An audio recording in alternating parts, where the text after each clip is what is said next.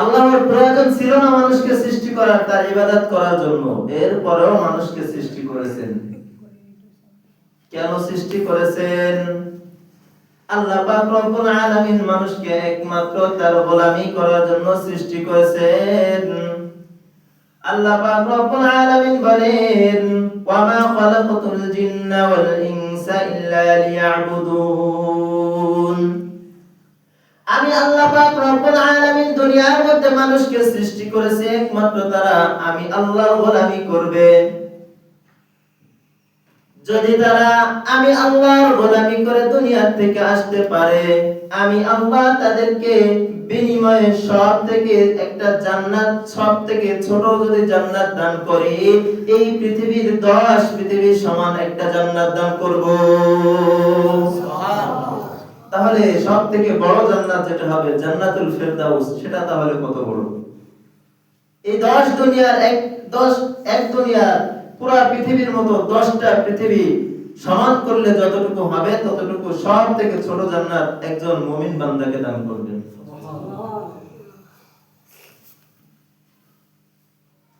আর যাদেরকে আল্লাহ পাক রব্বুল আলামিন জাহান্নামের মধ্যে দিবেন, জাহান্নামে দেওয়ার আগে হিসাবের কাঠগড়া যখন দাঁড় করাবেন, তখন আল্লাহ পাক রব্বুল আলামিন জাহান্নামী বান্দাকে ডাক দিয়ে বলবেন, মা সালাকাকুম ফি সাকর।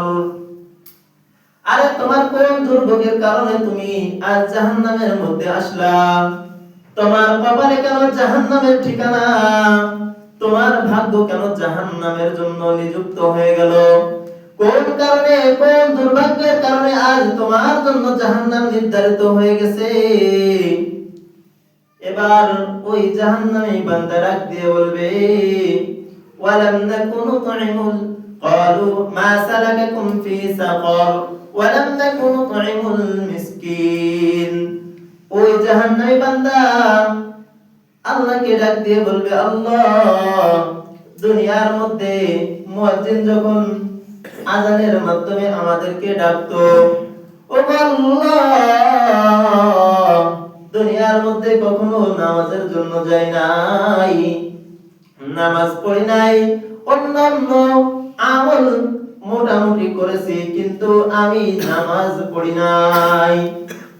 যার দুর্ভাগ্যের কারণে আজ ফেরেশতাগণ আমাকে জাহান্নামের সামনে নিয়ে এসেছে। আল্লাহ রে, আরেকটা বার সুযোগ দাও, আমি দুনিয়ার মধ্যে গিয়া একটু নামাজ আদায় করে ভালো কাজ করে আবার আসি। আল্লাহ পাক রব্বুল আলামিন ফেরেশতাদেরকে ডাক দিয়ে বলবে, ও ফেরেশতারা, তোমরা এখনো পর্যন্ত দেরি করতেছো কেন? খুযুহু ফাগুল্লু, ধরো, পাকড়াও করো, খুযু, ধরো, তোমরা ওকে ধরো, ফাগুল্লু, এবং নিক্ষেপ করে দাও জাহান্নামের মধ্যে।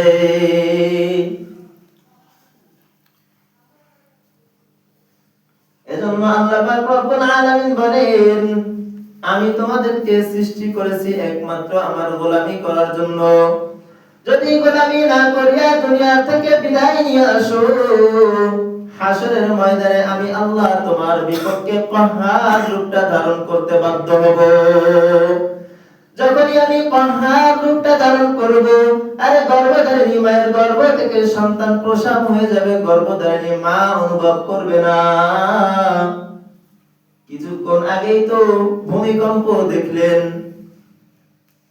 আরে 2 সেকেন্ডের ভূমিকম্পের মধ্যে কত মানুষ নিজের অস্তিত্ব হারায় ফেললো।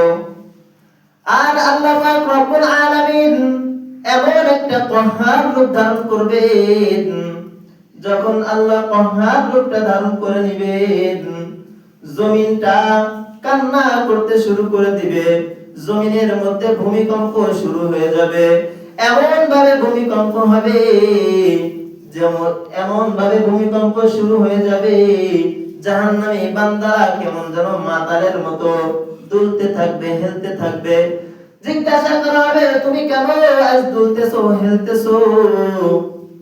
জাহান্নামী বান্দা বলবে, আল্লাহ কাহার রূপটা ধারণ করেছে, আল্লাহর চেহারার সম্মুখে পয়গম্বররা পর্যন্ত যাইতে ভয় পায়, না জানি আজ আমার অবস্থা কি হবে। আল্লাহ যখন পাহাড়